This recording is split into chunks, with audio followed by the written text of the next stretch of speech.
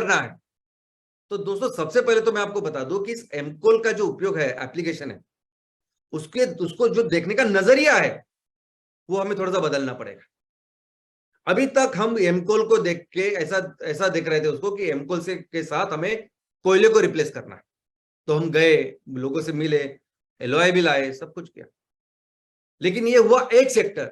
दूसरा सेक्टर, दूसरा नजरिया हमारा ये है कि कैसे इस एमकोल के साथ हम बाकी के सभी जो जो फोसिल फ्यूल या जीवाश्म ईंधन जो आजकल जिसका इस्तेमाल हो रहा है हमारे तहसील में, उसको कैसे हम लोग रिप्लेस करें।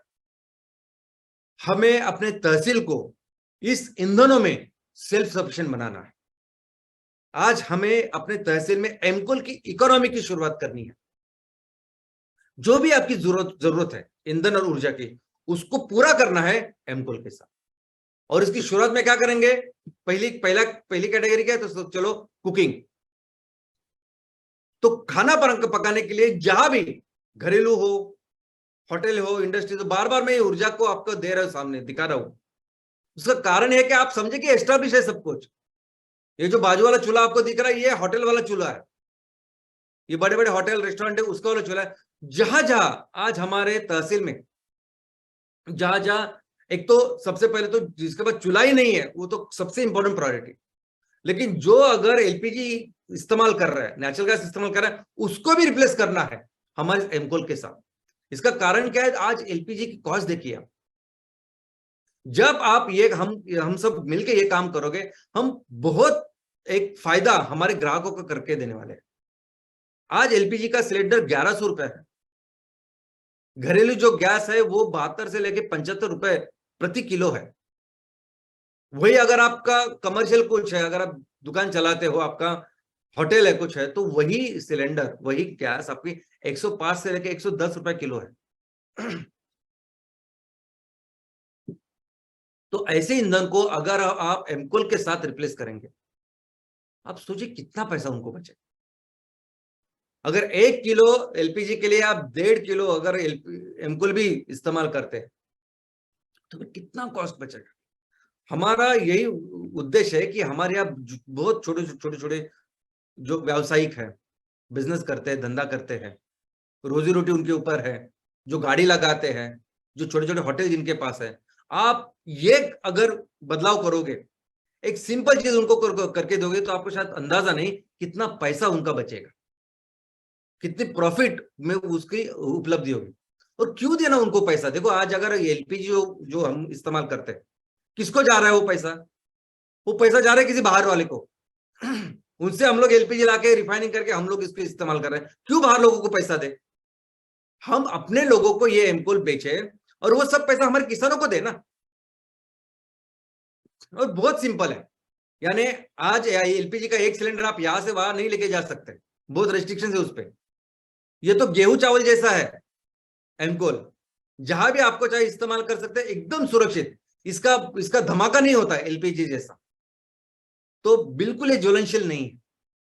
तो दोस्तों ये हुई कुकिंग की बात, लेकिन दूसरी जो बात है वो है हमारे तहसील में जितने भी छोटे मोटे उद्योग धंधे हैं, इंडस्ट्रीज है, यूनिट्स है, बेकरी का यूनिट है, कोऑपरेटिव में बनाए हुआ कुछ तो बिजनेस धंधा कुछ हमारे लोग कर रहे हैं, किसान कर रहे हैं। तो ये जो जो व्यावसायिक चीज हम लोग कर रहे हैं, वह ईंधन की जरूरत होती है और अलग अलग ईंधन का उपयोग होता है। बहुत जगह पे तो फर्नेस ऑयल, एलडीओ, इसका इस्तेमाल हो रहा है। कई कई जगह पे कोयला, लोग जा रहे हैं क्योंकि वो बहुत महंगा होता है एलडीओ वगैरह, तो कोयला भी 25-30 रुपए से आज खरीद रहे हो, क्योंकि उनके पास दूसरा कोई ऑप्शन नहीं है। और जैसा पैसे, और बहुत सारे पैसे लगते हैं इस ईंधन और ऊर्जा के ऊपर। तो इन सभी को तरफ अगर आप देखोगे, तो इन सभी तरह के ईंधनों को हम रिप्लेस कर सकते हैं हमारे एमकोल के साथ। सोचिए कितना फायदा हमारे किसान, हमारे लोगों का आप करेंगे। ये सभी जो व्यावसायिक है, जो हमारे तहसील में रहते हैं, गांव में रहते हैं, आज उनको हम ये करके दे तो बहुत अच्छा मुनाफा उनके लिए भी हम लोग तैयार करके दे रहे हैं। फैक्ट्रीज है आपके यहाँ हमारे तहसीलों में, कि जहां तहसीलों में कि जो इलेक्ट्रिसिटी सप्लाई है वो अनइवन है, कम ज्यादा है, इसलिए हर फैक्ट्री ने ऐसी फैक्ट्री की जहां कंटिन्यूस उनको प्रोडक्शन उसके ऊपर डिपेंडेंट है, तो उन्होंने बड़े बड़े डीजी सेट लगाए, डीजल के ऊपर चलते हैं डीजी सेट। और ये सभी डिजिसेट हम लोग एमकोल के ऊपर कन्वर्ट कर सकते हैं। ये एमकोल गैसीफायर करके एक चीज होती है, ये एमकोल जब हम डालेंगे ना उसकी गैस बनेगी और गैस से वो जनरेटर चलेगा, बिजली तैयार होगी, और ये बहुत ही एस्टेब्लिश है। आप अब डालोगे तो 500 वेंडर्स आपको मिलेंगे भारत में जो एमकोल गैसीफायर आपको दे सकते हैं। तो ये एस्टेब्लिश्ड है कि हम इन सभी चीजों को एमकोल के ऊपर रिप्लेस कर सकते हैं। तो ये जो इंफ्रास्ट्रक्चर है एमकोल को इस्तेमाल करने का, ये भी कंपैरेटिवली बहुत सिंपल होता है। अभी ये फॉसिल फ्यूल है, उसके अपने भी प्रॉब्लम्स है ना, बहुत ज्वलनशील है, बहुत ज्यादा धुआं, सब कुछ कितना। अभी हमें भी पता है कि ये जो इंडस्ट्रीज है इसमें कई सारे हादसे होते हैं, कई सारे इतने सारा पॉल्यूशन बाहर ही नहीं अंदर भी होता है। इन सभी चीजों को हम आसानी से रिप्लेस कर सकते हैं एमकोल के साथ दोस्तों। और ये तो हुई बिजनेस की बात, हम एमकोल के साथ लोगों का फायदा भी बेहतर करेंगे, उसका उनका प्रॉफिट बेहतर करेंगे, ये हुई बिजनेस।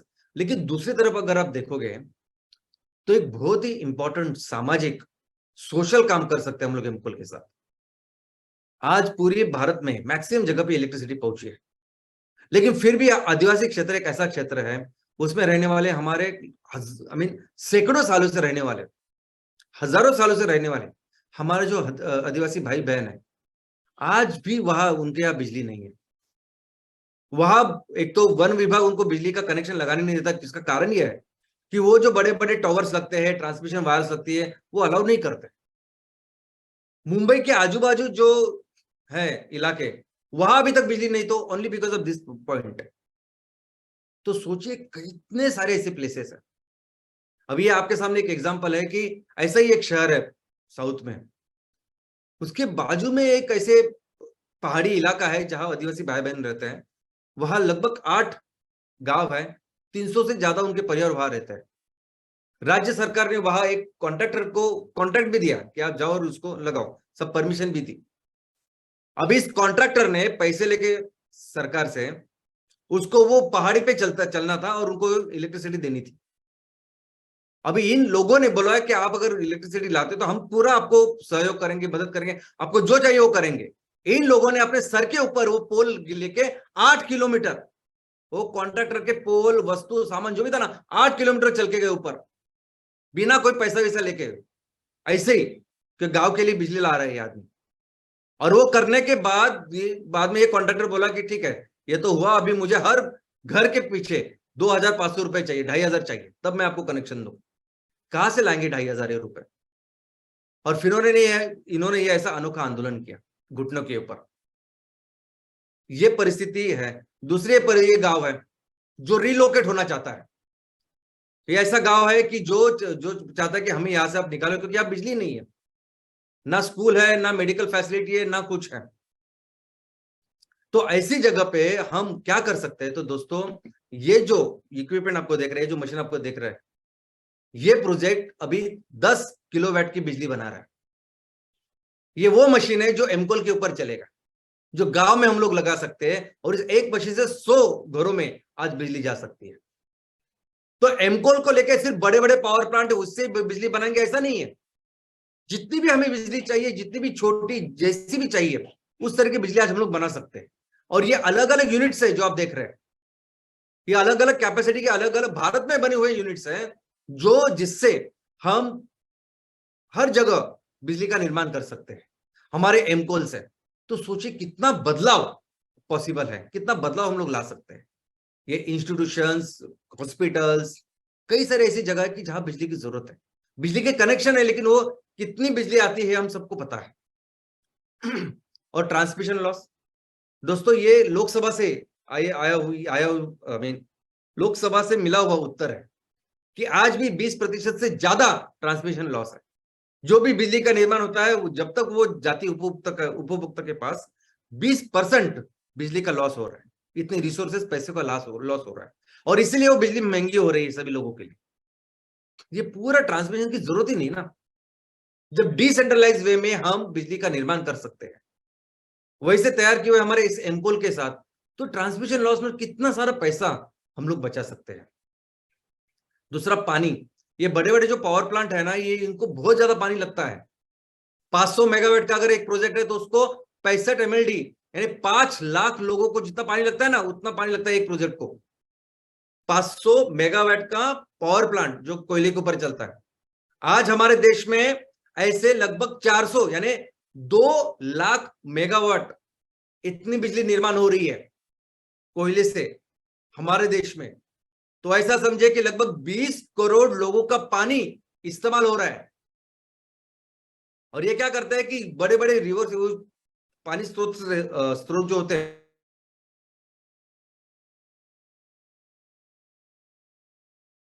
गर्म पानी, अभी गर्म पानी अगर आप वहां डालोगे तो वहां के मछली, बाकी वहां के जो जीव है, उनका क्या होगा मुझे बताइए। जिस टेम्परेचर में हम लोग सब रह रहे हैं, अगर ये टेम्परेचर अचानक से 60, 70, 80 हो गए तो हम जी पाएंगे क्या? नहीं जी पाएंगे। वैसा हो रहा है। जब मैंने बोला कि फ्रेश वाटर में से 67% जीव लुप्त हो रहा है, तो उसका एक प्रमुख कारण ये भी है। इतना सारा प्राणी लगता है और इतनी सारा इको इन्वायरमेंट का जो प्रॉब्लम्स है हम लोग क्रिएट कर रहे हैं। और एमकोल के जो गैसीफायर है, छोटे छोटे गैसीफायर हम लोग तैयार करें जितनी भी जरूरत है, अगर उसको करे तो उनको जो भी पानी लगता है वो इंटरनल सर्कुलेशन, यानी पानी इस्तेमाल किया, फिर से उसको ठंडा किया, फिर से इस्तेमाल किया, वो अपने आप अपने उस सिस्टम में लगा रहेगा। और एमकोल के लिए इस्तेमाल करने के लिए कोई बड़ा इंफ्रास्ट्रक्चर की भी जरूरत नहीं होती, जो इंफ्रास्ट्रक्चर आज की तारीख में लगता है, और इसके लिए इतने सारे पैसे हर साल उसमें निवेश हो रहे हैं। और देखिए सबसे सबसे इंपॉर्टेंट जो सर्विस होने वाली है हमारे इस काम की वजह से, वो होने वाली है इस पर्यावरण। ये करोड़ों बेजुबान जो जीव है, कौन रहेगा उनके सामने, उनके लिए खड़ा? मुझे बताइए। जब तक आप देखोगे नहीं उनकी क्या परिस्थिति, नहीं आपको नहीं समझेगा मैं क्या बोल रहा हूं। ये पर्यावरण जो है उसका संतुलन रखना, ये बहुत बड़ा कंट्रीब्यूशन है। ये पैसे वैसे सब सेकेंडरी, बहुत ज्यादा सेकेंडरी। जब हम इस धरती का ख्याल रखेंगे, एक बहुत ही जबरदस्त आनंद, संतोष और एक अच्छा काम जिंदगी में आके हम लोग करेंगे। और इस एमकोल इकोनॉमी का इम्पैक्ट क्या होगा? तो दोस्तों आपको शायद पता नहीं कि जब हम इस एमकोल को लेके, हमारे इस ईंधन को लेके लोगों की व्यवस्था बदलेंगे, यानी जो भी लोग आज जीवाश्म ईंधन का उपयोग कर रहा है, एनर्जी का उपयोग कर रहा है, उसको अगर हम स्वच्छ ईंधन के ऊपर, एमकोल के ऊपर लेके जाएंगे, तो आपका जो रोल है वो रोल सिर्फ एमकोल देने का नहीं है। आप सभी का जो रोल है वो बहुत बड़ा है। आपको एंटायर वो सब इंफ्रास्ट्रक्चर वो तैयार करना है, आपको पूरा बदलाव उसमें लाना है।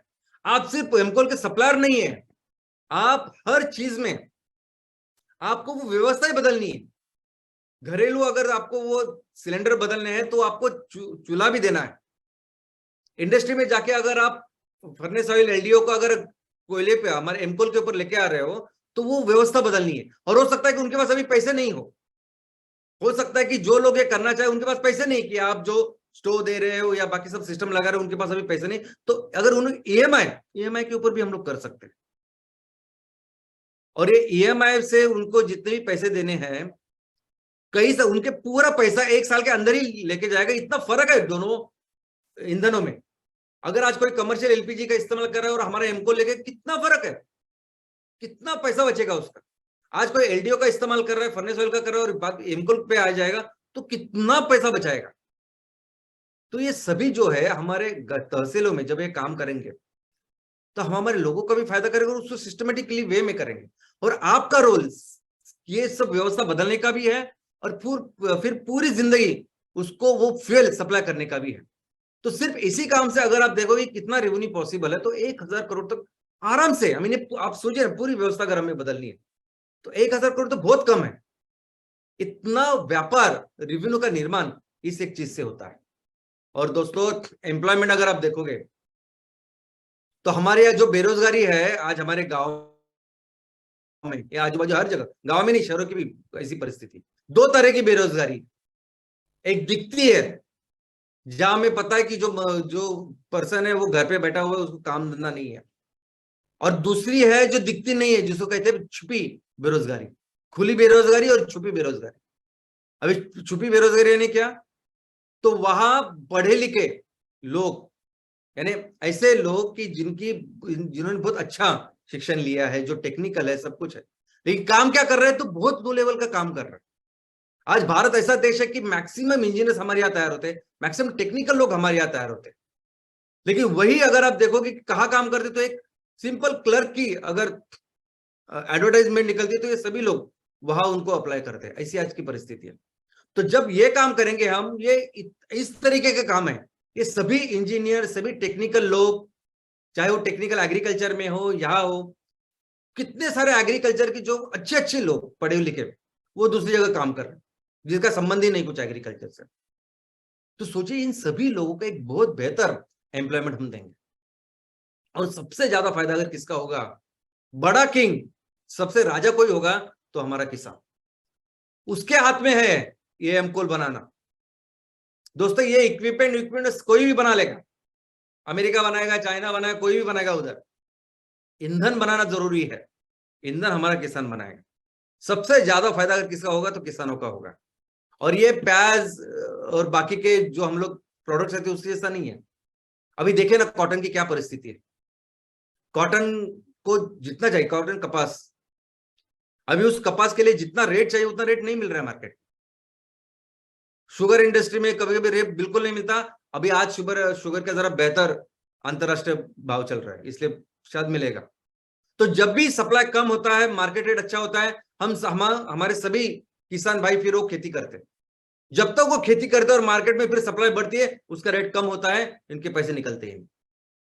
ऐसा नहीं होगा इसके साथ, ऐसा नहीं होगा नेपियर के साथ, ऐसा नहीं होगा एमकोल के साथ। उल्टा इसमें तो इतना है कि आप जितना तैयार करो उतना कम है। पूरी दुनिया को दे दो आप, पूरी दुनिया रेडी है लेने के लिए।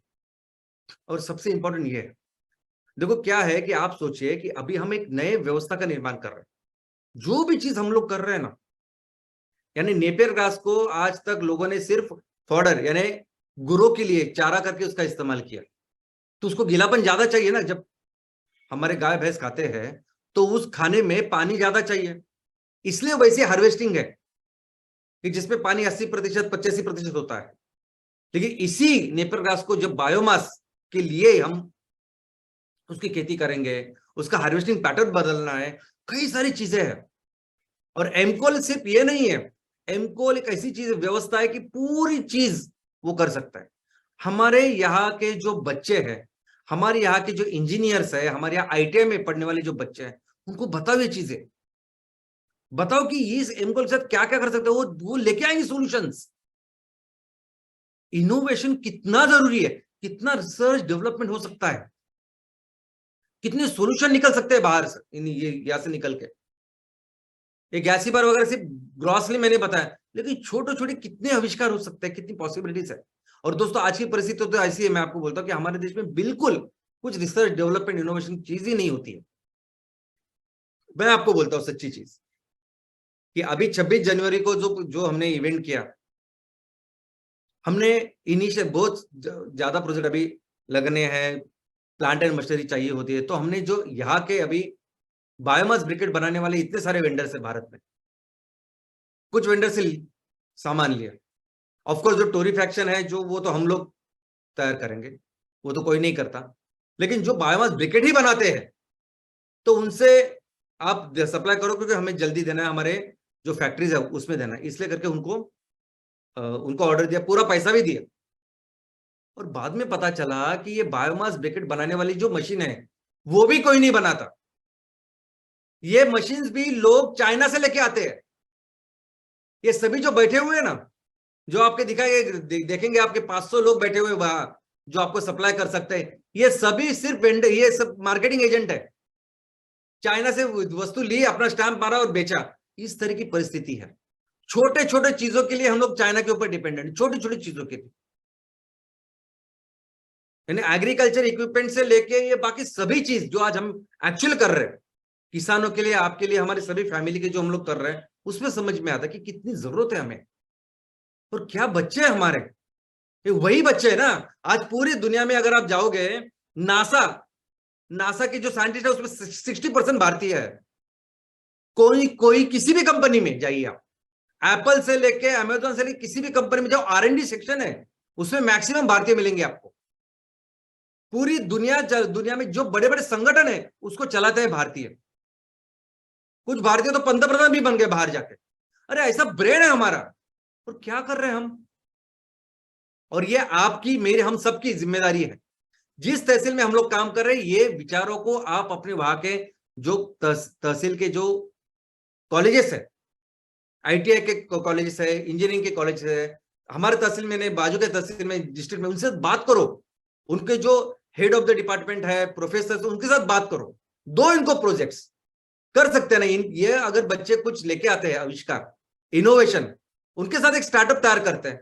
हम लोग फिर इक्विपमेंट करते हो, देते हैं ना, चाइना को बेचते हैं, फिर चाइना को बेचते हैं, पूरी दुनिया को बेचते हैं। और दोस्तों ये वही ब्रांड देखो हमारे यहाँ ना, ये क्यों हमारे ब्रेन इतने अच्छे हैं मैं आपको बोलता हूं। मैं तो हमेशा समझता हूं कि हमारी संस्कृति बहुत पुरानी है। ये आज मैंने आपको केदारनाथ का एग्जांपल जो बताया, केदारनाथ का टेम्पल है, या कितने सारे ऐसे स्ट्रक्चर है, ऐसे वास्तु है कि जो आज की तारीख में भी यूरोपियंस, अमेरिकन, कोई भी आज भी नहीं बना सकते। और वो हजारों साल पहले हमने बना के रखा है। क्यों हमारे बच्चे जब बाहर जाते हैं, अमेरिका जाते हैं, यूरोप जाते हैं, क्यों इतने एकदम प्रॉस्पर होते हैं? क्योंकि यहाँ कोई प्लेटफॉर्म ही नहीं है, या कोई भी ऐसा प्लेटफॉर्म नहीं है कि जहां इस प्लेटफॉर्म में ये सब करे। ये सब हमारे एमकोल की जो फैक्ट्रियां है ना, ये हमारे सभी R&D सेंटर्स है। बच्चों को बुलाओ यहाँ, उनको बोले कि बच्चे इस पे काम करें। उनको बोले अपने ITI में, अपने कॉलेजेस में जाओ, प्रोफेसर से बात करो, और उनको बोलो कि बच्चों का जो आखिरी साल का 3-3 महीने का जो होता है, उनको ट्रेनिंग करनी होती है, प्रैक्टिस करनी होती है, हमारे फैक्ट्रियों में आइए, काम करे, उसके ऊपर कुछ बेहतर करे, उसके साथ मिलके अगर कुछ अच्छा निकलता है तो उसको ऊपर स्टार्टअप बनाएंगे, उसको पार्टनर करेंगे, और इतनी सी कम उम्र में हो सकता है वो बहुत ज्यादा पैसे कमाए। जरूरी नहीं पैसा कमाने के लिए आईपीएल में चुनना जरूरी है, कई सारी ऐसी चीजें हैं। और ये बहुत इंपॉर्टेंट जिम्मेदारी भी हमारी है। ये हमारी संस्कृति है हजारों सालों से, इसलिए हमारे ब्रेन अच्छे हैं सबके। एक बार हमने प्लेटफॉर्म क्रिएट किया तो बहुत अच्छे लोग, बच्चे इसमें निकल आएंगे। और दोस्तों ये अभी हमने जिम्मेदारी ली है कि पूरी दुनिया को सस्टेनेबिलिटी के राह पर लेके जाने की।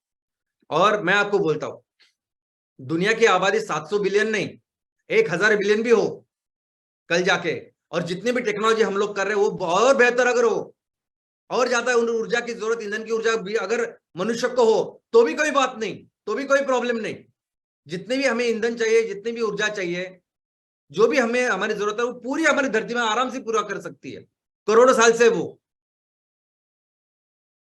सिर्फ हमें सीखना पड़ेगा, समझना पड़ेगा कि क्या नियम है कि जिसके तहत ये धरती में ये काम करती है, ये अक्षय ऊर्जा हमें हमेशा प्रदान करती है। उस दिशा को समझना पड़ेगा, उस चीज को समझना पड़ेगा, तो हमें जितना भी चाहिए उतना ईंधन और ऊर्जा हम तैयार कर सकते हैं। दोस्तों सिर्फ प्रॉब्लम क्या हो रही है, हमारी दिशा गलत हो रही है। गड्ढे में जा रहे हैं हम लोग, गड्ढे में, और पूरी दुनिया को लेके जा रहे हैं अपने साथ। इतने सारे जीव जो हमारे साथ, करोड़ों जीव इतने करोड़ों साल से आ रहे, उनको लुप्त कर रहे जा रहे हैं हम लोग। इस दिशा को बदलना होगा, और वो दिशा एक ही है, और वो है ये खेती। जो सूरज की तरफ ग्रुप होती है ना, वो है दिशा। सस्टेनेबल डेवलपमेंट का ये है दिशा, ये है answer. Napier grass, biomass is the answer. अभी इससे हम एमकोल भी बना सकते हैं, इससे हम लोग मीथेन भी बनाएंगे ना, हमारे ऊपर है क्या बनाना है और क्या बेचना है। लेकिन ये इतना सब कुछ, और मैं भारत की बात कर रहा हूं, प्रकृति यानी सभी देश है। भारतवर्ष की जब बात करते तो भारतवर्ष में श्रीलंका से लेकर अफगानिस्तान तक वो पूरा प्रदेश हमारा था, वो पूरा एक भारतवर्ष है। तो सोचिए मिलके क्या क्या कर सकते हैं हम। और दोस्तों मैं आपको बोलता हूं कि आज अभी हमारा रुपये जो है उसका वैल्यू बहुत कम है, आपको सबको पता है कि डॉलर बहुत तेज हो रहा है और हम लोग बहुत कम हो रहे हैं। और उसका प्रमुख कारण है कि हमारी डिपेंडेंसी इस ईंधन और ऊर्जा के लिए। अभी मैं आपको एक एग्जांपल देता हूं इस रशिया का। आज की तारीख में रशिया दुनिया का सबसे ज्यादा बड़ा नंबर 1 ऑयल एंड गैस का सप्लायर है। दुनिया को सबसे ज्यादा ईंधन और ऊर्जा सप्लाई करता है रशिया 10%। और उसका सबसे नंबर 1 खरीदार अगर कोई है तो भारत देश है। हमारा उनका जो रशिया का जो व्यापार है, आप देखोगे तो 2020 में ये जो ब्लू है, ब्लू कॉलम है, वो है हमारा एक्सपोर्ट, काला है हमारा इंपोर्ट। और जो ऑरेंज है वो है घाटा फायदा जो कुछ है। तो 2020 में ऑलमोस्ट वैसे ही था, 2021 में ठीक ठाक था, लेकिन अभी आज 2022 में, और स्पेशली जब से यूक्रेन का वॉर, उनका युद्ध चालू हुआ है, तब तो हम लोग बहुत बड़ी मात्रा में वहां से ये ईंधन और ऊर्जा उसको इंपोर्ट कर रहे हैं। और रशिया को हम जब पैसे देने की बात आती है, तब रशिया रुपीज में पैसे नहीं लेता, आप समझ रहे हैं? इंडियन रुपी में, इंडियन करेंसी में वो नहीं लेते पैसे, उनको डॉलर चाहिए होता है। और वही डॉलर, यूएस डॉलर जब उनको चाहिए होता है, तो वही देने के लिए हमें फिर डॉलर खरीदने पड़ते, उनको देने होते हैं। और इतनी ज्यादा डिपेंडेंसी है कि ये कारण है कि जिसके वजह से हमारा रुपए का जो वैल्यूएशन है वो भी कम हो रहा है। लेकिन दोस्तों, इस परिस्थिति को हम बदल सकते हैं और बदलेंगे। दोस्तों, पूरी दुनिया में आप समझिए कि आज जिस तरीके से हम एमसीएल फैमिली में सब लोग काम कर रहे हैं, बहुत जल्द ऐसा वक्त आएगा ना कि हम एक्सपोर्ट करेंगे। ये जो ईंधन और ऊर्जा की जो जरूरत है पूरी दुनिया के, उसको हम पूरा करेंगे। और लोगों को जब देंगे, एक्सपोर्ट करेंगे, तो उनको बोलेंगे आपको जो पेमेंट करना है वो इंडियन रुपी में करना पड़ेगा। तो उनको उनके डॉलर खर्च करने पड़ेंगे, रुपए खरीदने पड़ेंगे और देने पड़ेंगे, और तब हमारा जो रुपए का वैल्यूएशन है वैसे पड़ेगा। और पूरी दुनिया के लिए हम 30% तक, 25 से 30% ईंधन ऊर्जा बना सकते हैं और बनाएंगे। Thank you.